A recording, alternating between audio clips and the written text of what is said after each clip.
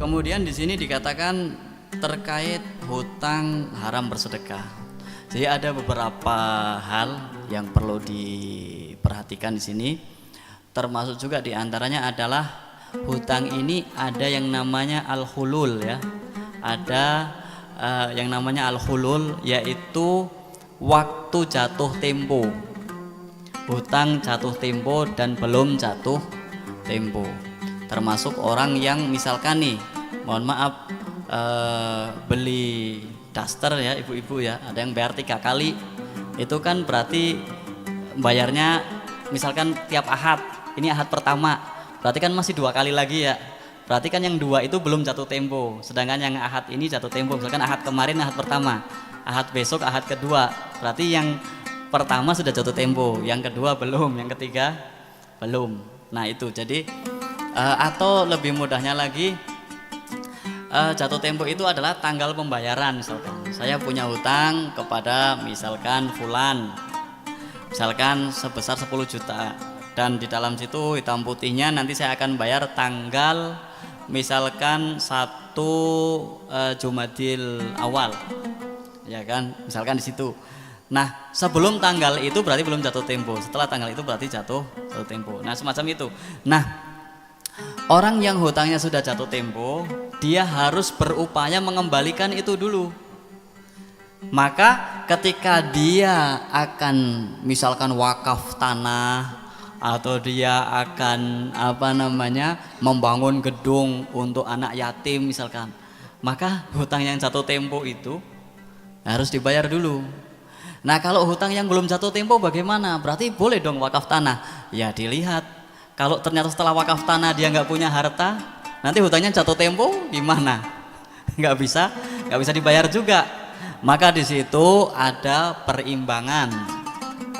Kalau yang sudah jatuh tempo wajib dia bayar. Yang belum jatuh tempo dia lihat mana yang akan digunakan untuk membayar, ada apa tidak. Semacam itu. Nah itu terkait hutangnya ya, yang sudah jatuh tempo dan belum jatuh tempo. Kemudian kalau ternyata hutang saya 2 miliar, hutangnya 2 miliar nih, sudah jatuh tempo, saya nggak punya apa-apa. Misalkan saya hanya bekerja sehari dapat 60.000 untuk makan saya dan istri, misalkan 50.000, sisa 10.000, gimana ini? Saya bayarkan 2 miliar, Pak, hutang saya 2 miliar, ini catat ya 10.000. Kira-kira gimana? Yang orang hutangnya 2 miliar, saya suruh nyatet 10.000.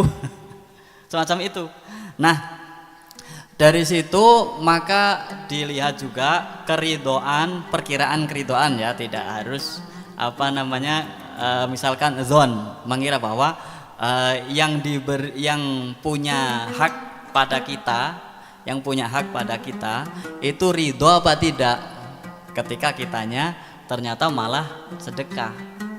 Misalkan nih, orang yang tadi ngutangin saya 2 miliar, saya sedekah 2.000 misalkan, 2.000 saja misalkan contohnya, kira-kira ridho apa tidak? Zon atau perkiraan prasangka kita, ridho apa tidak, semacam itu. Jadi kemutlakan tidak boleh bersedekah itu dalam arti mengutamakan hutang daripada sedekah. Kalau Anda ingin menabung 2.000 tiap hari untuk menyicil hutang, itu bagus, afdol, silahkan. Kalau ternyata ya insya Allah saya nabung juga, tapi saya ingin menyisihkan sedikit untuk fakir miskin, untuk siapa. Nah selama dalam prasangka kita itu ini tidak menjadikan orang itu nggak ridho yang punya hutang kepada kita, maka itu adalah boleh.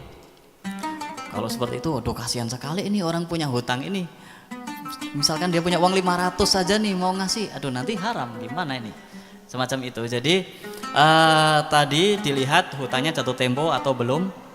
Setelah itu dilihat juga seberapa kira-kira harta yang bisa kita gunakan untuk untuk membayar hutang tersebut. Apakah akan kita telepon, Pak, ini saya belum bisa bayar utang tapi saya punya uang 2.000, gimana kalau saya sedekahkan nih, atau saya buat bayar utang saja? Orangnya ya uang 2.000 gitu kan, sedangkan utangnya 2 miliar misalkan, ini contoh saja. Artinya bahwa kita juga harus bijak dalam menyikapi yang semacam itu. Bisa jadi 2000 itu adalah hasil dari harusnya hari ini saya makan 3 kali, tapi sudahlah saya makan 2 kali saja, yang satu saya sedekahkan untuk fakir miskin misalkan nih. Berarti kan itu hak dia, bukan hak untuk bayar hutang. Kurang lebihnya demikian. Tetapi perlu diperhatikan juga bahwa memang orang-orang yang memiliki hutang ini kewajiban utamanya adalah menyelesaikan hutang. Kalau memang dia bisa nabung, yaitu afdol, silahkan. Tapi kalau memang dia orang sudah ada yang ceritakan kata tangannya gemetaran kalau nggak sedekah.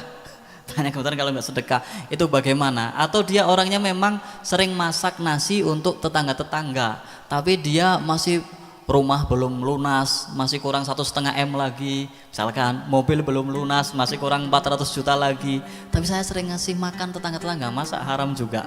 Nah, dari situlah maka diperhatikan yang demikian, ya perkiraan-perkiraan yang demikian. Jadi selama perkiraan kita bahwa yang kita sedekahkan adalah bukan sesuatu yang menjadikan orang yang punya hutang itu akan menuntut kepada kita, maka itu adalah sesuatu yang masih diperbolehkan. Dan saya yakin nilainya biasanya itu ya sekitar nilai-nilai kecil semacam itu, kurang lebihnya. Semoga niat kita untuk bersedekah diterima oleh Allah Subhanahu wa taala, dan niat kita untuk membayar hutang segera dikabulkan oleh Allah Subhanahu wa taala. Nah, kalau kita lihat orang zaman sekarang yang tidak punya hutang siapa gitu kan?